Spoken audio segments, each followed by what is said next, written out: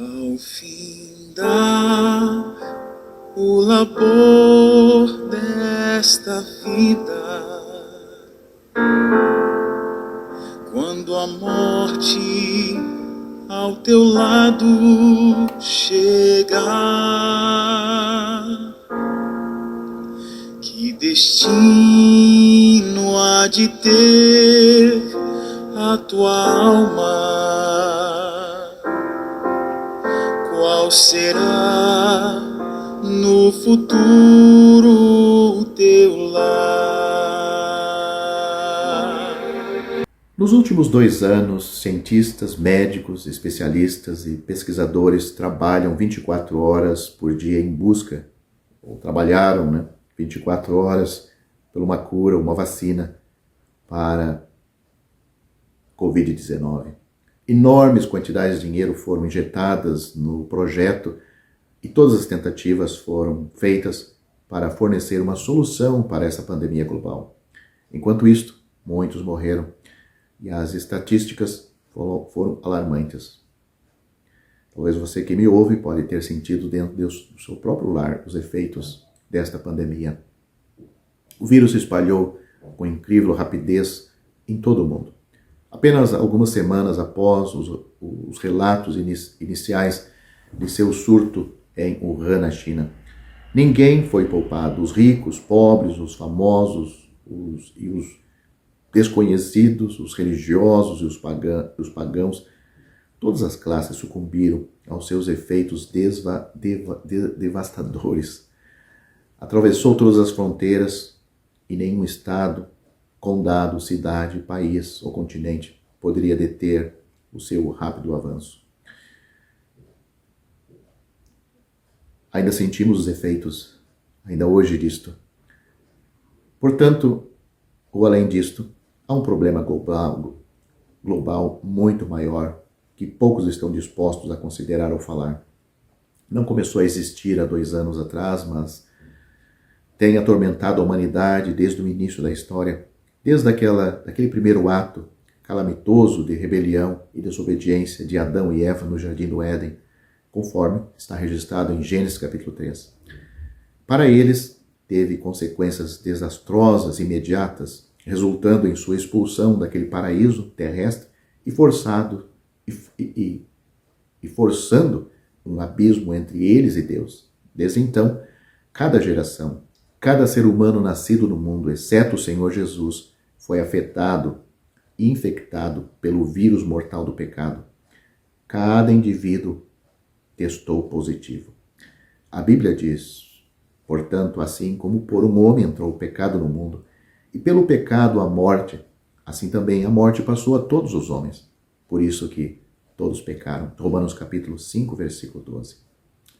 Quão sério é este assunto? Tão sério quanto Tiago o descreve, e o pecado, quando consumado, traz a morte. Tiago capítulo 1, versículo 15. O pecado prejudica-nos física, psicológica e espiritualmente.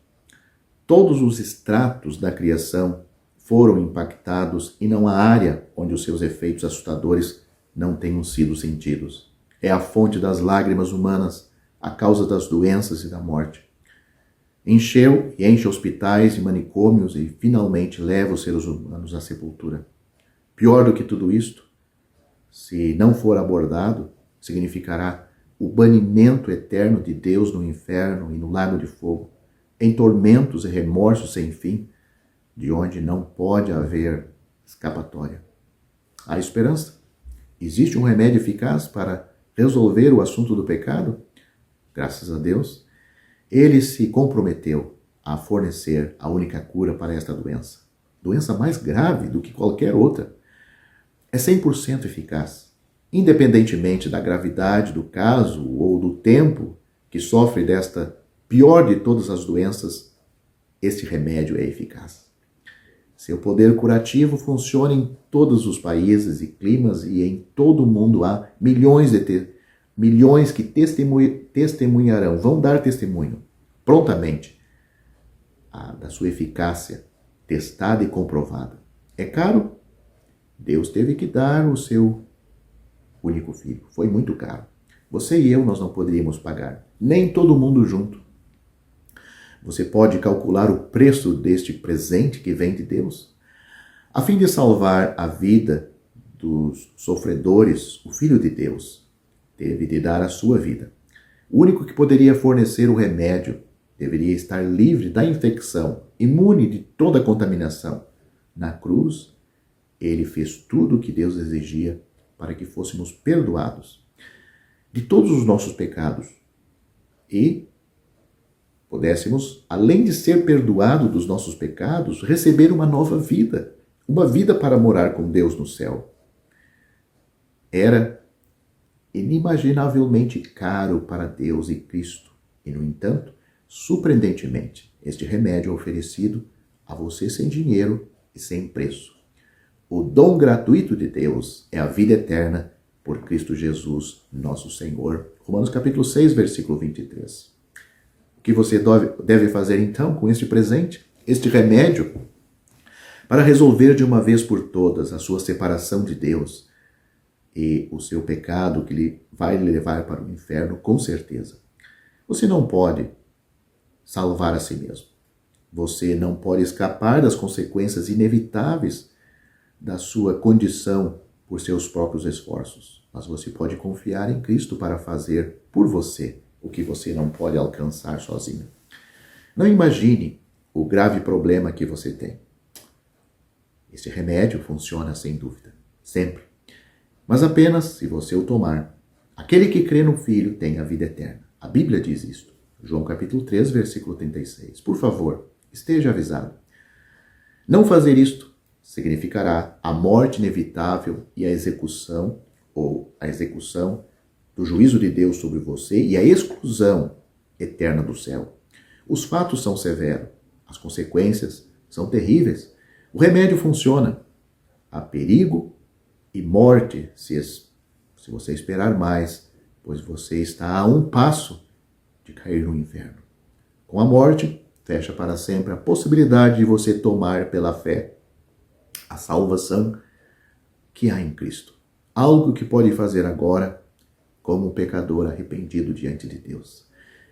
O Senhor Jesus Cristo disse: vinde a mim, todos os que estáis cansados e oprimidos, sobrecarregados, e eu vos aliviarei. Como você pode ir a Ele? Pela fé. Você não precisa sentir Ele. Ele é Deus, o Filho de Deus, e está no céu. Ele passou pela cruz e Deus sabe quanto vale aquela obra para a nossa salvação. O que você tem que fazer é confiar nele, confiar na palavra de Deus. Ele disse: aquele que ouve a minha palavra e crê naquele que me enviou tem a vida eterna. Não entrará em condenação, mas passou da morte para a vida. Graças a Deus. Parece que, enfim, o Covid-19, não sabemos, mas vai ser vencido. Talvez vai ficar conosco, como mais uma doença entre tantas. Mas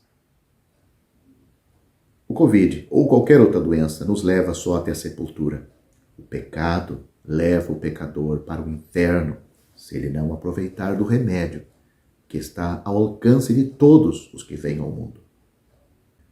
A Bíblia diz claramente que Deus, nosso Salvador, quer que todos os homens se salvem e venham ao conhecimento da verdade, porque há um só Deus e um só mediador entre Deus e os homens, Jesus Cristo, o homem, o qual se deu a si mesmo em preço de redenção por todos, para servir de testemunho a seu tempo.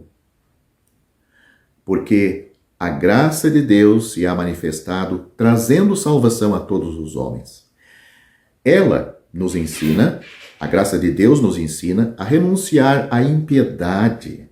A mesma graça que nos salva, ela nos ensina a renunciar à impiedade e às paixões mundanas e a viver de maneira sensata, justa e piedosa nesta era presente, enquanto aguardamos a bendita esperança, a gloriosa manifestação do nosso grande Deus e Salvador, Jesus Cristo.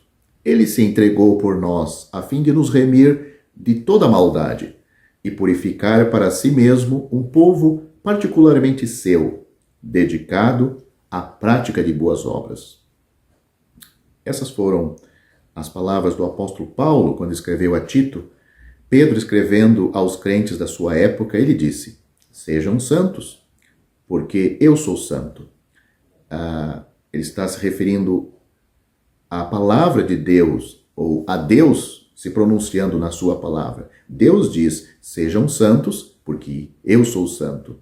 Uma vez que vocês chamam Pai aquele que julga imparcialmente as obras de cada um, portem-se com temor durante a jornada terrena de vocês, pois vocês sabem que não foi por meio de coisas perecíveis, como prata ou ouro, que vocês foram redimidos da sua maneira vazia de viver que lhes foram transmitida por seus antepassados, mas pelo precioso sangue de Cristo, como de um cordeiro sem mancha e sem defeito, conhecido antes da criação do mundo, revelado nestes últimos tempos em favor de vocês.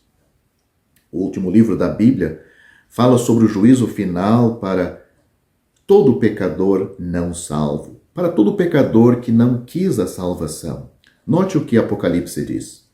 Depois vi, o apóstolo João está falando essas palavras, inspirada pelo Espírito Santo. Ele diz: depois vi um grande trono branco e aquele que nele estava sentado. A terra e o céu fugiram da sua presença e não se encontrou lugar para eles. Vi também os mortos, grandes e pequenos, de pé diante do trono, e livros foram abertos. Outro livro foi aberto, o livro da vida. Os mortos foram julgados de acordo com o que tinham feito, segundo o que estava registrado nos livros. A morte entregou os mortos que nele havia, e a morte e o Hades, o inferno, entregaram os mortos que neles havia, e cada um foi julgado de acordo com o que tinha feito. Então a morte e o Hades, ou seja, o inferno, foram lançados no lago de fogo. O lago de fogo é a segunda morte. Se o nome de alguém não foi encontrado no livro da vida, este foi lançado no lago de fogo. Deus fala de um juízo final, onde pecadores vão ser lançados, aqueles que não foram salvos. Mas Deus não quer que este seja o destino de suas criaturas. Ele quer salvá-las. Veja o que Deus diz na sua palavra. O Senhor não demora em cumprir a sua promessa, como julgam alguns. Pelo contrário, Ele é paciente com vocês, não querendo que ninguém pereça, mas que todos cheguem ao arrependimento. Porque Deus amou, porque Deus tanto amou o mundo que deu o seu Filho unigênito, para que todo aquele que nele crê não pereça, mas tenha vida eterna. Porque Deus enviou seu Filho ao mundo, não para condenar o mundo, mas para que este mundo fosse salvo por meio dele. Quem nele crê não é condenado, mas quem não crê já está condenado, por não crer no nome do unigênito Filho de Deus.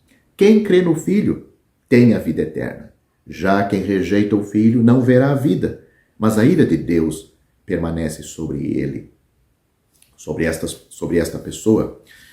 Esses versículos que eu citei estão em 1 Timóteo capítulo 2, versículos 3 a 6, Tito, capítulo 2, versículos 11 a 14, 1 Pedro, capítulo 1, do versículo 16 a 20, Apocalipse, capítulo 20, do versículo 11 a 15, 2 Pedro, capítulo 3, versículo 9, e o Evangelho de João, o capítulo 16, o capítulo 3, do versículo 16 a 18 e o versículo 36. Você que me ouve, finalizo lhe fazendo um apelo, um convite. Fuja para junto de Cristo. Descanse nele para a sua salvação, pois fora dele você está em grande perigo. A morte chega antes do que pensamos e antes do que queríamos. Ela não avisa. Se você partir hoje para a eternidade, aonde você vai abrir os seus olhos? Aonde você vai estar por toda a eternidade. No céu, você só irá para o céu se você foi salvo por Cristo. Ou vai abrir os seus olhos no inferno, por ter rejeitado a Cristo. Não é por quantos pecados você cometeu, mas sim pela sua rejeição a Cristo. Você leva um fardo imenso de pecados para a eternidade. Não tem como você entrar no céu. É impossível. A porta está fechada. Hoje, o Senhor Jesus Cristo diz: eu sou a porta. Se alguém entrar por mim, será salvo. Mas isto você faz enquanto está em vida. Este assunto não pode ser deixado para outro resolver por você. Se você não resolver, se você não assumir o seu compromisso, este compromisso entre você e Deus, ninguém pode fazer. Padre, pastor, missionário, todos eles não podem decidir por você. Pode deixar neste mundo uma quantidade alta de dinheiro para que este assunto seja resolvido. Meu prezado ouvinte, desista desta ideia. É você mesmo. Você vai estar na eternidade no lugar que você escolher. Você pode estar dizendo e pensando: eu escolho ir para o céu. Essa escolha verdadeira inclui você reconhecer que é merecedor do inferno. Inclui você buscar o Salvador para ter uma nova vida. Aqui, já, agora. Você não pode querer viver a vida de um pecador e querer ter um lugar no céu. Você pode ter bons pensamentos, pode ter o desejo, mas tem que ter mais do que isto. Você tem que ter uma atitude, uma ação da sua parte de realmente compreender. Você precisa ser salvo. Todo salvo não está arrependido. Não. Em nada ele perdeu de ter feito a boa escolha. Reconhecer e compreender e dizer: queiram os outros o mundo para si. Queiram eles riquezas e delícias aqui. Mas eu buscarei meu Jesus sempre para mim, sempre para mim. Portanto, você creia no Senhor Jesus Cristo como um pecador arrependido, do qual você é. Eu sou o pecador, mas fui salvo. Você pode ser salvo pela graça de Deus, porque pela graça sois salvos por meio da fé. Isto não vem de vós, é um dom de Deus. Não vem das obras, para que ninguém se glorie. Efésios capítulo 2, versículos 8 e 9.